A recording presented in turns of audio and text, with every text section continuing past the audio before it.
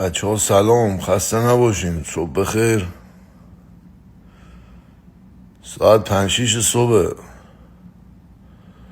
من آجی دیگه ورزش و نمیدونم پرزش و این کسشرات دیگه نمیذارم دیگه. آره، ولی کسایی که خارج الا از این جای هستین میخواین برین ورزش بکنین دیگه فکر نکنین من نمیرم، برین خودتون دیگه. مردم وسط جنگ این چیزا مسخره بازی الان فعلا.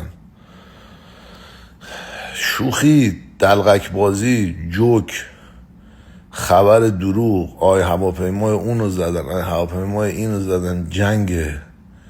با همین مسخره بازی ها و با همین دلغک بازی ها و با همین شوخی ها و با همین نصف پشت اینو بگیر و نصف پشت اونو بگیر و فردا از پشت این بپر پشت این شد این. اگر همون سال 88 یا آبان 98 تموم میشد، الان داشتن تو ایلان ماسکینا تو ایران برج